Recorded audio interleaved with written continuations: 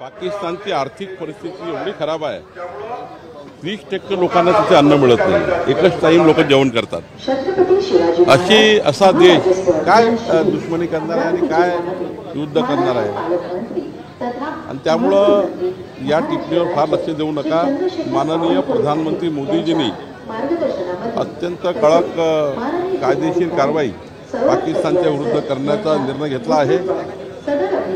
त्या शहीद आमच्या सर्वसामान्य कुटुंबातील लोकांना ज्या पद्धतीनं भ्याड हल्ला करून पाकिस्तानच्या दहशतवाद्यांनी मारला आहे, त्यांचा बदला नक्की माननीय नरेंद्र मोदीजी घेतील असा विश्वास महाराष्ट्राच्या आणि देशातल्या 140 कोटी जनतेला आहे।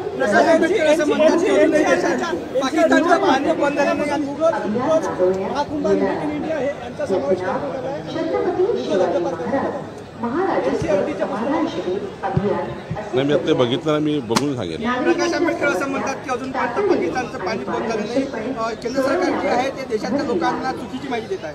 नाही, माननीय प्रकाश आंबेडकर साहेबांना माझी विनंती आहे, अशा वेळी कुठल्याही राजकारणाचे कोणतेही वक्तव्य आपल्याकडनं होऊ नये अशी विनंती आहे। माननीय प्रधानमंत्री मोदीजी देशाचे पंतप्रधान म्हणून भारत देशाला मजबूत करण्याकरता भारतावर झालेल्या हल्ल्याला त्या हल्लेखोरांना कठोर शासन करण्याकरता काम करत आहे। तेव्हा देशातल्या महाराष्ट्रातल्या सर्व राजकीय पक्षांनी, सर्व विचारवंतांनी, सर्व क्षेत्रात काम करणाऱ्या प्रत्येक व्यक्तींनी मोदींच्या पाठीशी उभं राहिलं पाहिजे।